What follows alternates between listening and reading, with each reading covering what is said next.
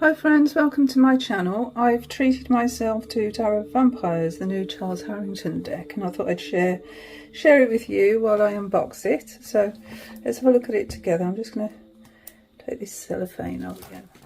I've got a feeling this is going to be a pretty glary deck anyway, a bit glossy, so, and it's quite dark again outside. So yeah, anyway, I thought I'd treat myself to Tarot of the Vampires, illustrated by Craig Mayher. So it's a Llewellyn deck, I think. Yeah, Llewellyn deck. I think it came out this year.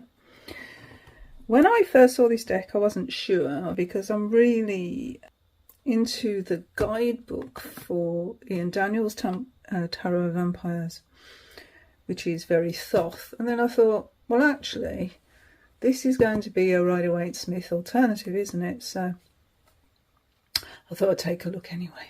So it says, this thrilling deck resurrects vampire archetypes for a new age. These children of the night are modern, nuanced and deadly creatures who will inspire you to unearth forgotten treasures within yourself. Craig Mayher's illustrations explore themes of power, conflict, romance and adventure. Woven throughout the cards is the eternal human story told through the eyes of vampires, and the companion book by Charles Harrington reveals how their journey gives you new insights into the cards. This Rider-Waite-Smith based deck opens your eyes to the wonders of life, death, and what it's like to move through the world as an outsider. So maybe that's what the myth, or one of the myths of the vampire is about that feeling of not quite fitting in with society. Anyway, I've watched the first episode of Interview with the Vampire, the new series, and some of it I couldn't even look at. It was like gross. So I'm going to continue with the series, but I might have to look away at some aspects of it, because seriously it was yeah. Yeah, it was challenging. So this is the Ten of Pentacles, and the reason I know that is because it's one of the cards that Cheryl from Oneness Emporium included in one of her mailings. It's in this one, so there we go. So I've already got an inkling of what this deck is like. In another mailing as well, she included, I think, the Page of Swords. So I've seen a couple of the images from that, and it has sort of piqued my interest, and I thought, yeah, well, why not? Why not? My other deck, like I said, is Tarot of Vampires, which is Phantasmagoria. It is the guidebook, Ian Daniels, and I've got mine in this wrap here. And I'm doing a bit of a study with this, and I don't know whether to actually include some videos on my process. I'm thinking about it. But of course, you know, time constraints, always the same, isn't it? Anyway, let's have a little look at this. And I thought I might actually, maybe not today, but I might actually do a side-by-side of this deck with Ian Daniels. But I think they're completely different. So here's a guidebook. Yeah. Typical Llewellyn guidebook. Here's the inside is black. It was a bit damaged actually. These boxes aren't that great really, are they? Anyway, let's put that to one side. It is magnetic closure, which I do enjoy. I think I've said it in every video where there's a magnetic closure. It's like, oh, there's a magnetic closure. Okay. So on the back of the guidebook it says, follow the journey from the innocent fool to fully realised creature of the night with Tarot of the Vampires. Along the way you'll undergo a transformation of your own, as card by card you reveal treasures within the shadowy parts of yourself. Codex of the Vampires, which is what this book is called, introduces you to all 78 cards and encourages you to sink your teeth into the powerful symbolism. That's clever. I like that. This guidebook provides upright and reverse meanings, sample spreads, a guide to shadow work, a ritual to bless your deck, and much more. With Charles Harrington's expert guidance, you'll find astounding beauty, joy, and even heroism among these supernatural outsiders. You'll uncover the mysteries of the immortal night. We've got some images there. Let's have a look what we get in the book. Okay, it's very glossy. So we have about the author, about the illustrator, and yes, it's 2023. I thought it was this year. Other books by Charles Harrington. This is interesting. Murder of Crows Tarot. I've got that. Tarot V. No, I don't have that. Ferenc Pinter. No, I don't have that. But I have got Journey of a Lonely Soul Oracle cards. And I wonder if they go together. You know? Possibly. Anyway, content. Come away with me in the night. In the shadow of the vampire. A mercifully brief history of the tarot, a deck of shadows, sinking your teeth into tarot reading. So we've got practice readings, reading reversals, word of caution, journal, symbols and portents, a ritual to bless your new deck. And then we've got the spreads. So we've got daily draw, 4-card, horseshoe, crossroads, between heaven and hell, shadow work. And then we've got the card meanings, and then we end with the night is young. So we have in all, oh, that's the back of the cards. Nice large image of the back of the cards. We have about 200 pages. We've got large images of each card. If ever you have a Llewellyn deck, you'll know the format really. Yeah, that's the Page of Swords. That's the other card I had from Cheryl, from Oneness Emporium. We've got a little introduction there, a little brief history of tarot. It says the Tarot of the Vampires incorporates the potent symbol of the modern vampire to assist you in your own explorations of the mysteries of life and questions about your future. So it is Rider-Waite-Smith, and it draws its inspiration from modern vampire fiction. So you don't need to know anything about that. All you need is the deck, the guidebook and your own intuition. A little bit about the court cards. Reading. Practice readings. The journal. So just a little, yeah, it's just a little primer really. Yeah. A ritual to bless your new deck. Some helpful hints. And then some spreads. So yeah, those are the spreads. Heaven and hell. Ooh. Oh, we've got advanced techniques as well. Yeah, we've got some advanced techniques. We're talking about shadow work, which seems very popular. A grimoire of meaning, so in other words, we don't get into the card meaning. So we've got a full, pretty much a full page for the majors. For the minors, we get the same. Yeah, so a pretty good chunk of, and for the court cards, pretty good chunk of information on each card. So what I'll do is I'll go through the cards now, and then we'll have a look at a couple of cards from the deck and the card meanings. Okay, so let's take the cards out now.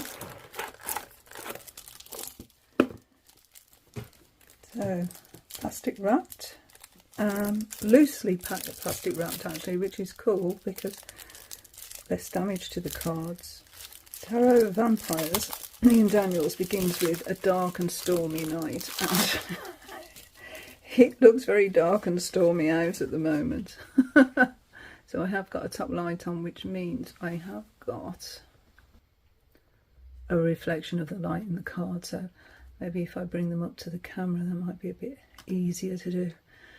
And you can see it a little bit better maybe. Okay, so this is our Fool. Stepping blindly into whatever awaits them. Magician. Brilliant, got all of the tools. High Priestess. How beautiful is that? I didn't realise these cards were this beautiful. I actually haven't seen a full walkthrough to actually be open. I've seen a few cards, but not the full deck, but this is gorgeous. I think I'm going to like this deck more than I thought. It is a standard tarot size and Llewellyn cardstock, which is very flexible. Nice though. Look at this Empress, wow. You know, this is surprising me because I wasn't expecting this to be as good. That's complete honesty. I just thought, oh, it's just going to be like, you know, comic style. Is that Emperor? Very vibrant imagery, isn't it, when you get gloss cards, I think. Hierophant. Huh. Sanctuary, huh? Lovers. Ooh, that's interesting. Not too gory so far. Oh, if you don't like clowns, you might not like this chariot. Wow. What's going on down here? Masks. So, yeah, pulling the chariot are two people with masks on. There's a few roses in this deck as well, isn't there? Strength. Wow, look at that energy there.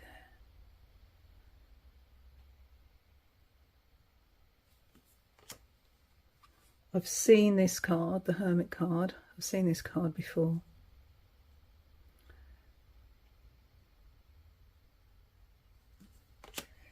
The wheel. So we've got a hare and a wolf. Oh, I'm sure that's a mythical story, isn't it? Oh, and I can't think what it is. But they're forever going round in circles and they never actually meet. I think that's the story anyway. Look, we have a pen as well. And it is part, yeah, look, it's part of a book, so it's a story. Oh, I wonder what that is. I'm quite intrigued. Justice, yeah, I've seen this card, and this is one of the ones that sort of put me off the deck. I thought, I don't know about that. I wasn't sure when I saw that. That's what sort of made me hesitate, really. But some of these other images, this is the Hangman. Really good. Death. Or is it? Is it really death? Or is it just a new way of life? Temperance. It's my Sagittarian card. Oh, look at that. That receptacle that they're mixing into. Look at that, it's a Greek vase. Is that Athena, the huntress? Gosh, this is good. Wow. The devil.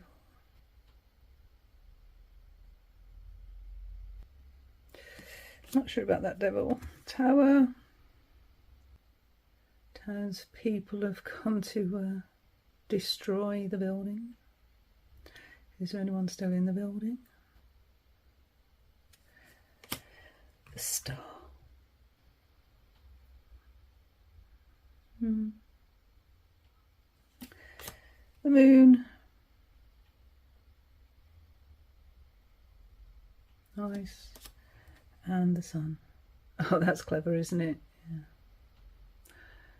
Maybe the sun should have been the death card. Maybe.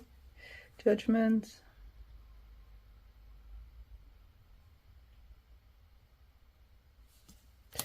And the world.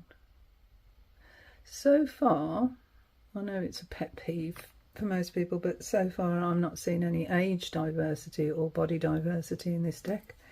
All very pretty young people. Anyway, Ace of Wands, an Ankh, Two of Wands, ooh, 3,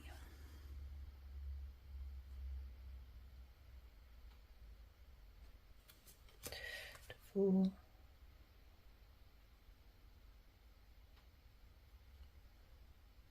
interesting.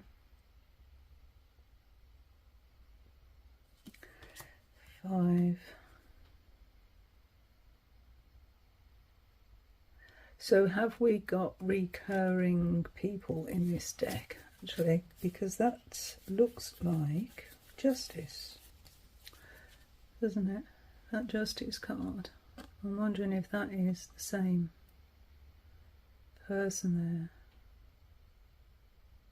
there. Just a thought.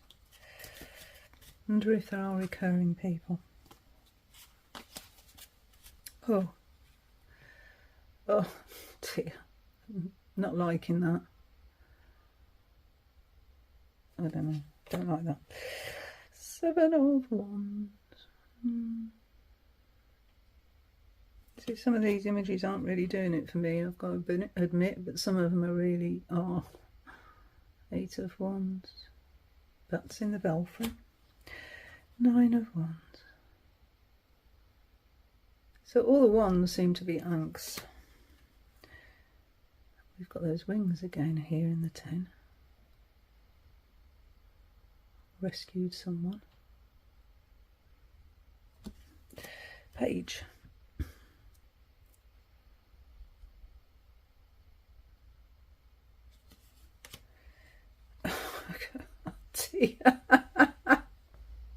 All right, so the Knight of Wands is a rock guitarist. Queen of Wands has got some very impressive cats. The King of Wands, a lot of followers. Ace of Cups, very Celtic symbol on the Ace of Cups, the goddess, isn't it? 2. Looks like Katy Perry, the singer.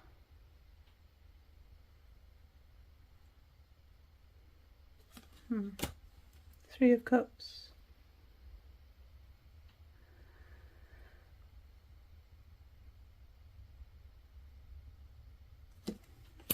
4. Into the blood bank. Yeah. 5. All very shadowy. Father and mother. Grieving over the loss of parents there. 6 of Cups. And life was simpler. Schmoko pops. And the 7. Choices to be made. What choices have we got? Oh, what mask to wear. Hey, that's a different take, isn't it? What mask shall I wear today? How shall I present myself?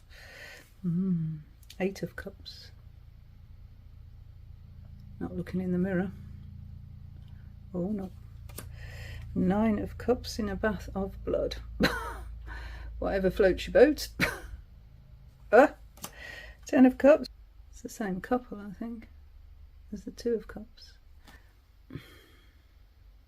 No, same. Page of Cups. Producing a fish. Very creative. Knight of Cups. The motorbike for the Knight of Cups. But Queen of Cups. We'll be nurturing here and opening a portal. What is it? Some sort of flame of what? Interesting. King.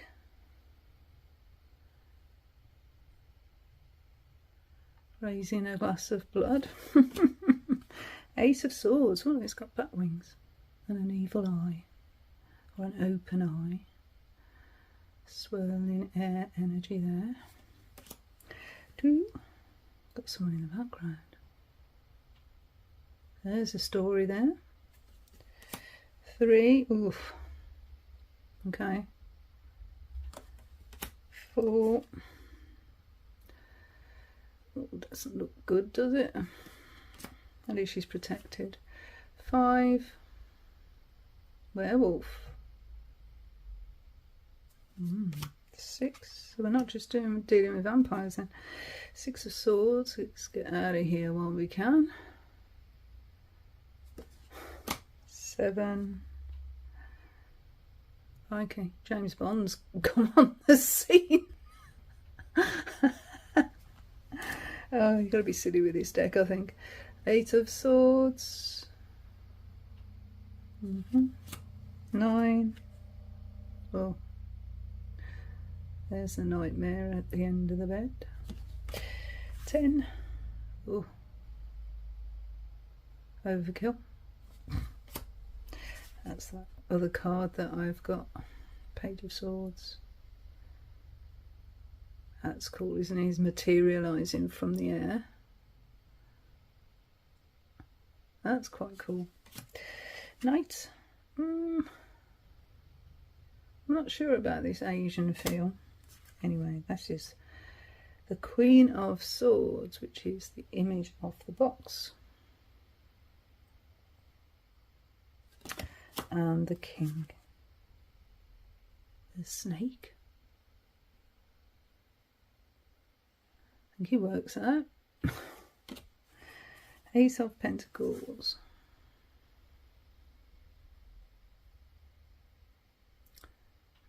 Zombie. 2 of Pentacles.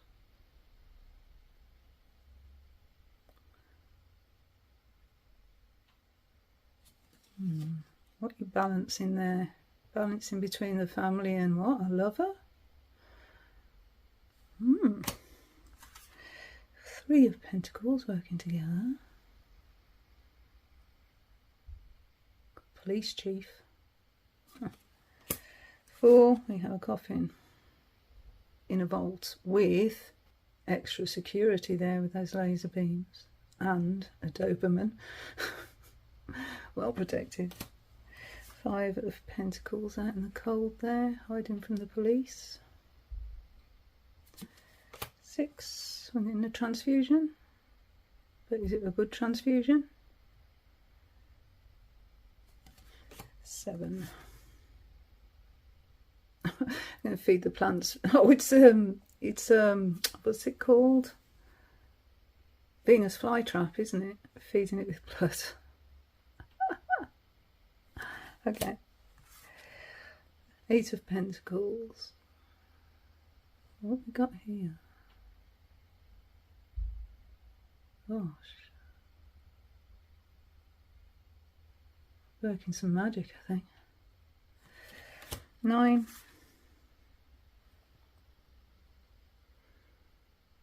Playing the piano. Oh, an Egyptian theme going on there. And the 10. So there's some very wealthy people in the Pentacles. The Page. What's in there? Passport. Oh, prepared, huh? Prepared to go on a moment's notice, possibly. Knight of Pentacles. Queen of Pentacles. Got a dog again. Beautiful sky. And the King. Oh! Well, that's going to keep him going for a while, isn't it, that stash? It's a fun deck, isn't it? It's a bit of a fun deck, I'd say. Should we have a look at a few cards from the guidebook? So we'll take a major. What should we take? We take the Sun card because that's got a different feel to it. For a major, we'll take a minor. What should we take? La la la la. Okay, we'll take the 2 of Swords, and then we'll take a court card. So what court card should we take? I'll take this Queen of Cups because I'm not sure what's going on there. So those are the 3 cards I'm going to look at. So we'll start with the Sun. I've got a really large image, like I say in the book. So we can see what's going on. But anyway, pursued by a vampire, a mortal bursts through a window into the light of day. So we can see the vampire is starting to catch fire there. The undead creature claws at his fleeing prey, but the sun burns his unholy flesh and sends him crawling back into the darkness. So that's okay. The Sun is a wonderful card to find in your reading. You wouldn't think so, would you, by that image? It blesses you in whatever situation you find yourself and suggests that a satisfying conclusion is on the horizon. The light of this card brings clarity. Its warm glow melts our doubts and fears that have frozen us in immobility. If you have been waiting for a yes before you proceed on some undertaking, here it is. Your challenge is to accept the message, take yes for an answer, and turn your back on the comfort of your old doubts and reservations. The sun's light is literally energizing, and when its card appears, we can expect to experience vitality and restoration. In the warmth of the sun, plants grow and ripen until they are ready to be harvested and enjoyed. This card promises that things will develop and improve from the care and attention we give them. The sun card presages success in your undertaking. And then it's got a reverse meaning. The light of the sun dims only slightly. This is such a joyous card that not even a reversal can bring it down. The reverse sun says simply, this situation will be less than perfect, but still very good. Do not pine for perfection. Accepting good things as they are gives you more time to enjoy them. So it's a nice message for the sun, but does it align with the actual image? I don't know.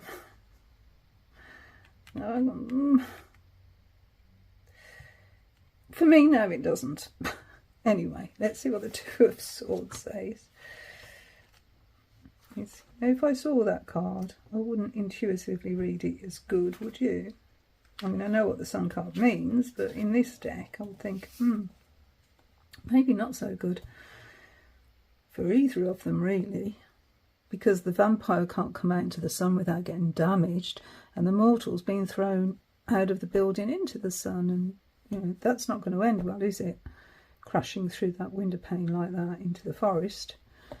That doesn't look good to me, anyway. Two of Swords. In a moment of perfect stillness, the hunter is calm and focused. A supernatural mist swells in the darkness, making it impossible for them to rely on eyesight in the coming battle. Muscles strain as natural fear and anxiety cry out to make a move, but their training has prepared them for this test. With perfect poise, they must wait for their other senses to speak clearly to them, and they will strike only at the most opportune moment. Two speak of a desire for the suit's element. In the case of Swords, this is a thirst for knowledge. Not knowing what to do is incredibly uncomfortable, but choosing without all the necessary information can be disastrous. The Two of Swords reminds you that when faced with a decision, you have the power to decide not to decide. We can give ourselves the luxury of time to consider our options before committing to a path. When you do have enough clarity, the choice will seem obvious. In this way, this card also cautions against hastily made decisions. The Two of Swords can also signal peace and a pause in conflicts. Opposing sides may experience a stalemate and need to rethink their positions, just as the vampire and hunter may continue to cautiously observe their adversary. So this must be the vampire. When reversed, the delayed moment of judgment seems to be stalling or obstinacy. We actually may have all the information we need, but for whatever reason remain obstinate, hoping something better will come along. In this case, it's time to move on. Okay, let's have a look at the Queen of Cups. While nearly all vampires feed on the blood of the living, psychic vampires draw their strength from the minds and spirits of others. So now it makes sense. Legends say this type of predation can ease a troubled brain, but there are whispers that these vampires can leave their prey as an empty shell if they desire. See, it's making more sense with the book, whereas that one doesn't. I don't know. Queens have established an inner mastery of their suit's element. This familiarity makes their actions natural and instinctual, as symbolised by their animal companions. So we've got a fish. They have a strong influence on others. This queen has an unmatched understanding of the human spirit. As a person, this card represents someone sweet, caring and attentive. Their soothing presence puts people at ease, and they are adept at hearing and sensing the unspoken undercurrent in any situation. So tapping into the mind here. The Queen of Cups embodies the essence of water, the element of the heart. They are highly sensitive and adapts to those around them, filling their empty spaces like a liquid seeking to level itself. This makes them emotionally flexible and difficult to catch off balance. They are often a talented empath, sensing the needs and emotions of others and anticipating their desires. They must learn to build healthy boundaries to protect their own psyche. This card can indicate that someone needs to be heard, usually at length. It counsels open-heartedness, vulnerability, and listening without an agenda to fix or direct. Get ready to go deep. Reverse, the Queen of Cups gives over too much of their own vital energy to healing and strengthening others, diminishing their own agency and sense of self. They may wallow in a sea of emotions, unable to catch their breath or put their feet on solid ground. Okay, so that is a taster of the book meanings and a look at the cards. So what do you think? Have you got this deck? Do you like this deck? I'm not sure. It's completely different, like I say, to my Tarot of Vampires. Did this one. I think everybody's seen this one, haven't they? The famous Tarot of Vampires, Ian Daniels. This one is deep. This one, the book is really, really deep and informative and a study deck. A really deep study deck, this one. And actually this is the card I pulled today, 5 of Grails. Cardstock's better on this one, much better. That's my only complaint with this one, is the cardstock is so thin and flimsy. You can see it's so damaged on the sides here. Whereas this one, the Llewellyn cardstock, I quite like actually. But this feels more like a comic deck, more light-hearted. So, yeah, 2 vampire decks. Maybe I'll do a side-by-side, but I'm not sure if that really is going to be helpful, actually. It's completely different. Even though it's the same genre, it is completely different, isn't it? What I've decided is to do this alongside this Tarot of Vampires as part of the deck study for the Tarot of Vampires. That's why I bought it, really. So, yeah, this one feels like a graphic novel. Not much diversity really in either deck, I'll say that. Young, beautiful individuals. I've managed to get through this video without coughing. What I will say actually, if my videos seem a little bit, I don't know what the word is, but I'm having trouble with uploads. We're very busy here at the moment because it's half term as I'm filming this, and I'm trying to upload videos and they're taking 2 days to upload. Can you believe that? 2 days. There must be such a surge on people trying to use the internet that it's so slow. So yeah, I am recording videos, but they're taking a long time to upload. And there's not much I can do about that, but they'll get there eventually. So anyway, that's my vampire video, for my initial vampire video. So thank you so much for watching my little look at Tarot of Vampires by Charles Harrington. And until the next time, friends, thank you so much for watching. Okay, bye now.